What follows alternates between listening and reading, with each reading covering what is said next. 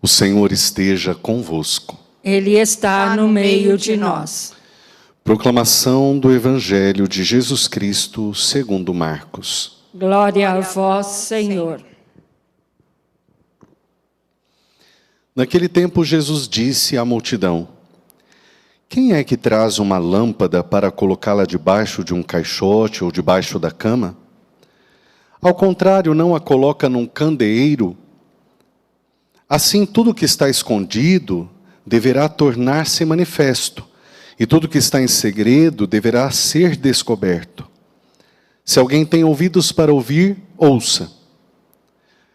Jesus dizia ainda: prestai atenção no que ouvis. Com a mesma medida com que medides, também vós sereis medidos, e vos será dado ainda mais.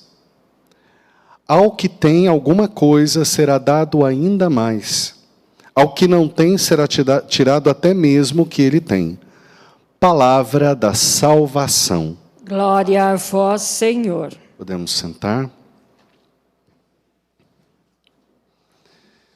O Espírito Santo nos ilumine, nos abra o coração, nos abra o entendimento, a palavra de Deus para nós. Irmãos, nós estamos meditando, na sequência de todo o tempo comum, sempre a gente aprende um pouco mais sobre as palavras de Jesus, sobre a vida de Jesus.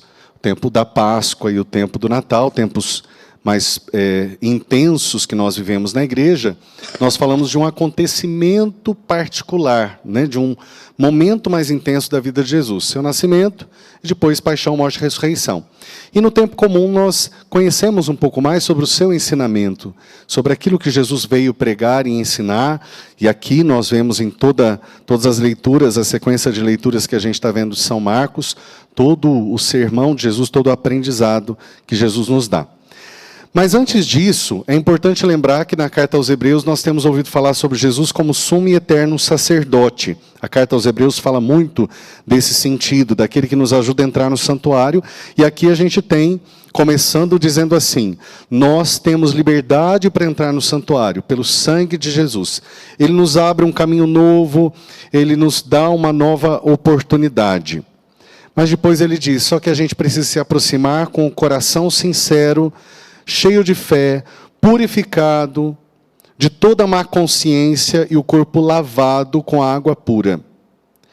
Vamos pensar que má consciência não é apenas maldade no coração, mas uma falta de consciência das coisas.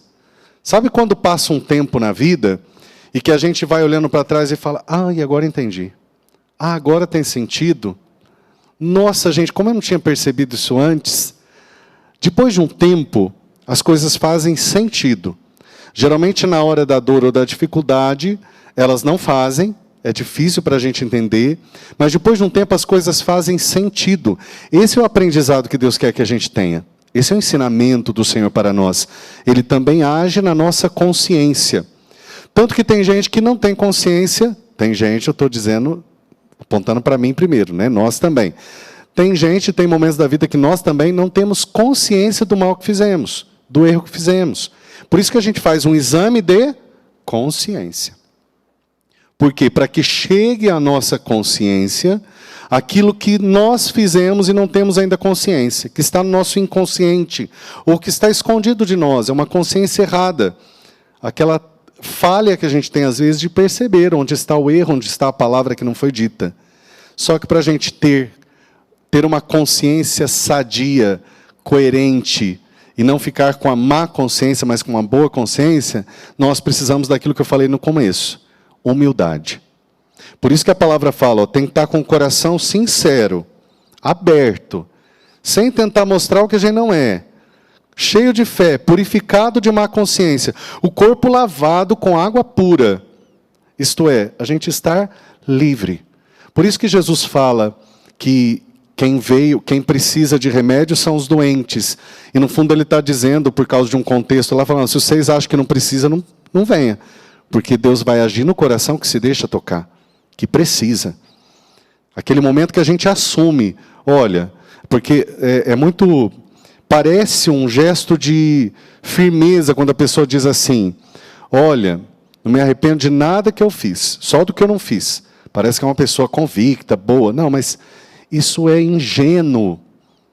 Às vezes inocente, às vezes não, mas é ingênuo, é um gesto de profundo orgulho, que não leva a nada. Porque quem de nós, na verdade dos fatos, não precisa nem ser cristão, na humanidade dos fatos, não vai ter algo que se arrependa? É impossível, a gente não vai acertar sempre. Então essa história, eu não me arrependo de nada do que eu fiz, isso é uma linguagem, é uma frase que foi construída com o tempo e que às vezes a gente pega sem saber o que é. E se a gente dizer para Deus, eu não me arrependo de nada do que eu fiz, Ele vai salvar a gente do quê? Se a gente nem admite. Então o primeiro momento é isso, a palavra diz, se a gente quer ter Jesus como sacerdote eterno para nós e entrar no santuário, precisamos reconhecer isso. E aí continua, sem desânimo, continuemos a afirmar nossa esperança, porque é fiel quem faz a promessa. Sejamos atentos uns aos outros para incentivar na caridade e nas boas obras. Não abandonemos as nossas assembleias como alguns costumam fazer. Vamos pensar que naquele tempo, diante do contexto, havia então momentos em que a Assembleia Cristã se reunia e que nem todos ficavam lá. Ou chegavam atrasados, saíam mais cedo. Isso às vezes acontece, né? A gente chega atrasado, sai mais cedo. Eu vejo que, de vez em quando, os padres até brincam, né?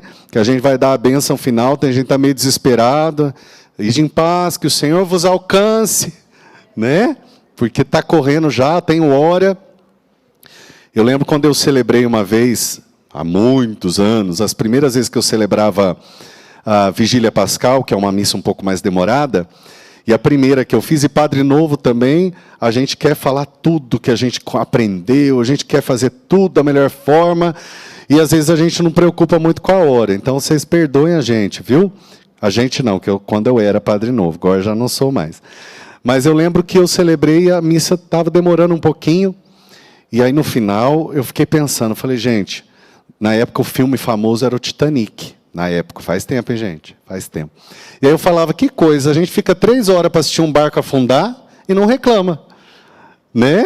A gente agora está ficando 3 horas, né, 2 horas e meia, 3 horas, para celebrar Jesus se levantar, né, Jesus ressuscitado, a vida que deu vida para a nossa vida, e a gente fica preocupado com a hora. É claro que se toda a missa demorar 2, 3 horas, né, nós temos nosso cuidado. Hoje nem pode, o protocolo não deixa. Né? Mas para dizer... Será que nós temos nos desanimado? Será que a gente tem deixado para Jesus o último lugar? E até para os irmãos? Então a palavra diz isso. E eu termino com o seguinte. Depois disso, nós vemos o evangelho de hoje, que diz para nós o seguinte. Primeiro fala da lâmpada, tudo, mas eu quero chamar a atenção para essa parte. Com a mesma medida com que medirdes, também vós sereis medidos. E São Marcos acrescenta isso, olha, e vos será dado ainda mais. Então São Marcos já fala a verdade, fala, ó, vocês vão ser medidos não só com a mesma medida, mas mais ainda, porque se você se julga no direito de julgar alguém, você vai ser julgado diante do Senhor. É claro que a gente sabe que a justiça de Deus é misericórdia, mas em alguns momentos nós só vamos aprender a julgar menos o outro quando a gente se olhar com uma sã consciência. Sã consciência, que é a consciência que não seja má, como diz a primeira leitura, é o ter consciência de mim mesmo. Não para eu me sentir mal, o pior dos pecadores, a pior das pessoas, mas para eu me sentir amado, porque mesmo sendo como sou, Deus me ama. Mesmo sendo como sou, Deus acredita na minha melhora, Deus investe em mim. Mesmo sendo como sou, Deus continua me incentivando. É aquela atitude que nós somos chamados a ter com o outro. Por isso que a gente fala, fulano me mediu de cima embaixo, ou eu medi fulano de cima embaixo. Porque realmente é uma medida, é um olhar de julgamento, né? A gente passa nosso raio-x na pessoa, sendo que a gente não conhece realmente o que vive. Eu falava sobre isso nesse final de semana. Se eu pegar um versículo bíblico e eu ler ele fora do contexto, eu posso me enganar muito com aquilo que eu faço. Se eu olhar uma pessoa vendo apenas um versículo da vida dela, vamos dizer assim, eu posso me enganar muito. Porque de repente eu vou perceber um trecho da vida da pessoa que é muito ruim. Isso não faz dela a pior das pessoas. Isso é um erro, eu não sei o que existe na história inteira da vida dela. Da mesma forma, uma pessoa pode demonstrar para mim um versículo melhor que ela tem, né? Ela mostrar o melhor dela, e não é por isso que ela é uma pessoa do bem. Eu posso não saber o que está por trás de todo o contexto da vida dessa pessoa. Por isso que a nossa atitude não pode ser o julgamento, mas o conhecimento. Julgar é assim, eu vejo, eu imagino. Claro que o primeiro julgamento é instinto, né? Sabe aquela coisa, a gente olha e já não vai com a cara? É instintivo, não é pecado quando é o pensamento que foi involuntário. Mas eu alimentar isso, aí é pecado. Agora, se eu cuido desse julgamento e passo para o conhecimento, quer dizer, eu vou conhecer para entender. Aí sim, eu estou fazendo aquilo que Jesus pede, que no fundo, é amar até aquele que a gente não considera digno do amor. Porque no fundo, quem de nós somos? O Senhor nos ama como somos. Louvado seja o nosso Senhor Jesus Cristo. Para sempre seja louvado.